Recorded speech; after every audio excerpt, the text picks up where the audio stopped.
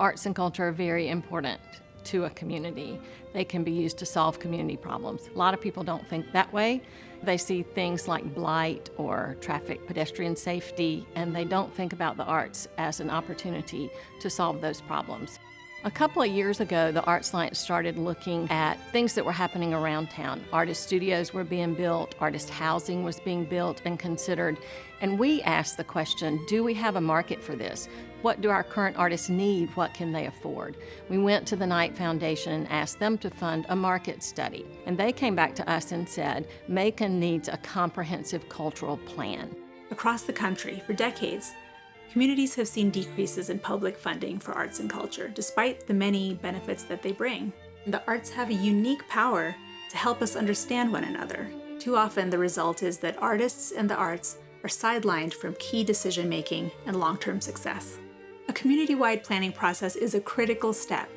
It maps out the path forward and lays the groundwork for success by incorporating different perspectives into a shared vision. Over 1,100 of you participated in a process that resulted in a coordinated plan rooted in research and conversation and centered on equity. That's the definition of informed and engaged.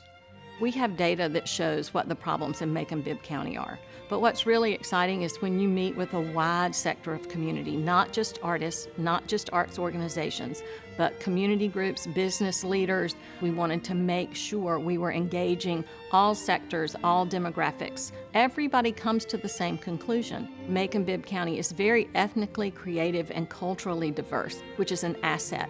Our community problems are rooted in inequity, and what we want is economic prosperity. We want to help Macon's neighborhoods develop their identities. We want to brand Macon as a vibrant and innovative and creative destination. The important thing about audience cultivation is engaging and developing new and existing audiences for our cultural sector.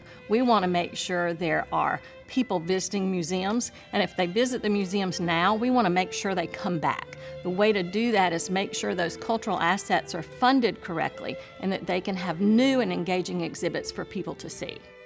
We as tourism promoters, as a destination marketing organization, are storytellers. We need to be able to tell the story about who we are as a community. Arts and culture makes the community more interesting.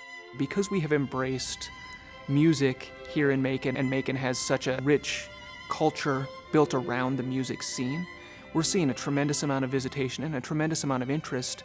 It's arts and culture as a leader for bringing people to town and not necessarily a secondary effect.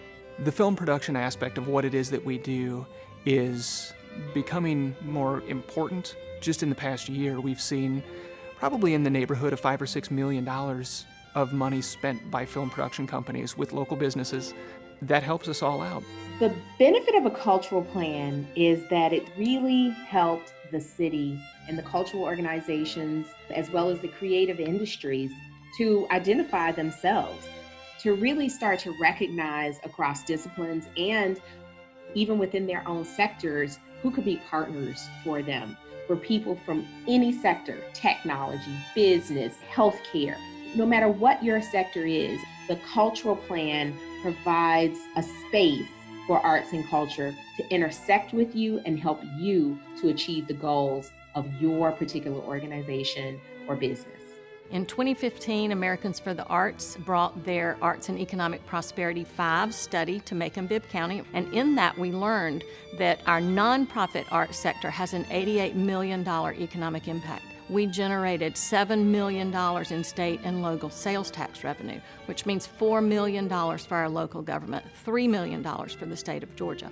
During the recent pandemic, the first thing people did when we were sheltering in place was find ways to channel culture, to still access creativity.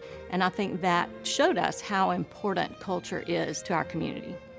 We want to encourage innovation and creative enterprise. It's important that we be an incubator for people who want to begin a creative industry.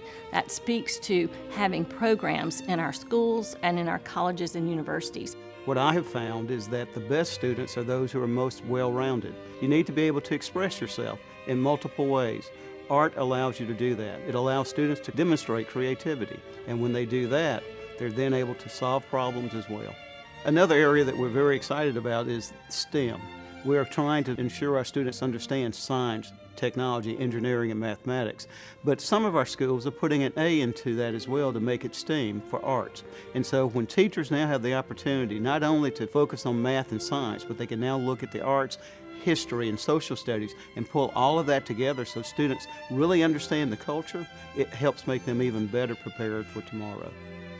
After many community meetings, the vision that bubbled up from this plan, the truth, the thing that we know, is that Macon's ethnic, cultural, and creative diversity is the key to ensuring equity and economic prosperity for all. Because the goal of the plan is to reach that center puzzle piece of equity. And we can only do that if everyone is on the same page, following the same outline.